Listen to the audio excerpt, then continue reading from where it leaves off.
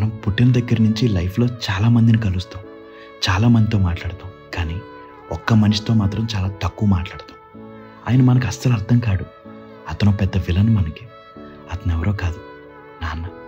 చిన్నప్పుడు ప్రతి విషయానికి తిడతా ఉండే నాన్న అంటే చాలా కోపంగా ఉండేది. ఏంటో ఈ మనిషిని తిట్టుకున్న సందర్భాలే ఎక్కువ. ఎంత త్వరగా అయితే అంత త్వరగా ఇంట్లో నుంచి పారిపోదామా అనిపించేది.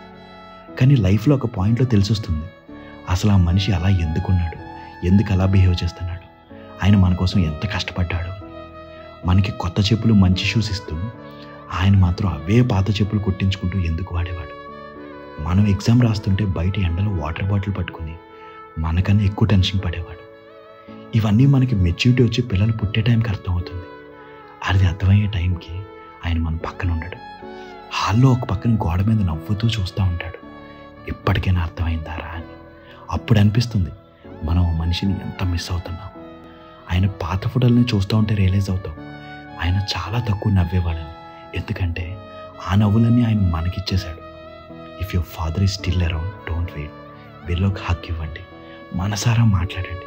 ఎందుకంటే one day you'll only have memories and voice in your head saying, చెప్పు ఉండాల్సింది నాన్నకి, నువ్వంటే చాలా ఇష్టం నాన్న అని.